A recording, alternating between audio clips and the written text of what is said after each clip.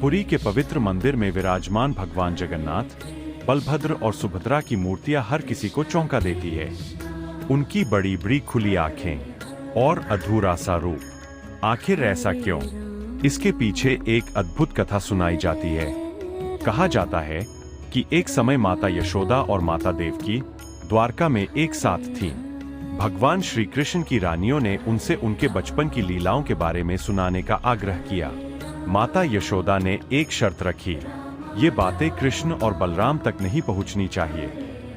दरवाजे पर पहरा देने के लिए सुभद्रा को खड़ा कर दिया गया।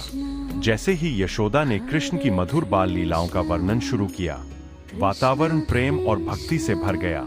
लेकिन धीरे धीरे सुभद्रा भी उस कथा में इतनी डूब गई कि उसे ध्यान ही नहीं रहा। कृष्ण और बलराम भी पीछे आकर खड़े हो चुके हैं। तीनों भाई बहन उस दिव्य कथा में इतने मग्न हो गए कि उनकी आंखें आश्चर्य और आनंद में फैलती चली गईं, और उनका शरीर भाव में जैसे स्थिर हो गया। उसी समय नारद मुनि वहां पहुंचे और इस अद्भुत रूप को देखकर मंत्रमुग्ध हो गए। उन्होंने कहा, प्रभु, आपका यह रूप तो अलौकिक है, इसे संसार के लोगों को भी दिखाइए। भगवान मुस्कुराए और बोले, कलयुग में हम इसी रूप में भक्तों को दर्शन देंगे। और यही रूप आज पुरी में भगवान जगन्नाथ के रूप में पूजित है। लेकिन उनकी मूर्तियां अधूरी क्यों है? एक और रहस्य जुड़ा है।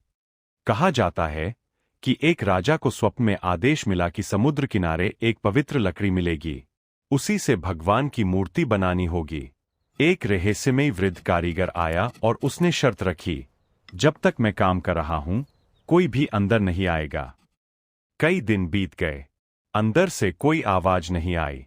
राजा से रहा नहीं गया। जैसे ही दरवाजा खोला गया, कारीगर गायब था और मूर्तियां अधूरी थीं। लेकिन तभी आकाशवाणी हुई, यही हमारा इच्छित रूप है। तब से भगवान जगन्नाथ, बलभद्र और सुभद्रा उसी रूप में पूजे जाते हैं। Folded hands.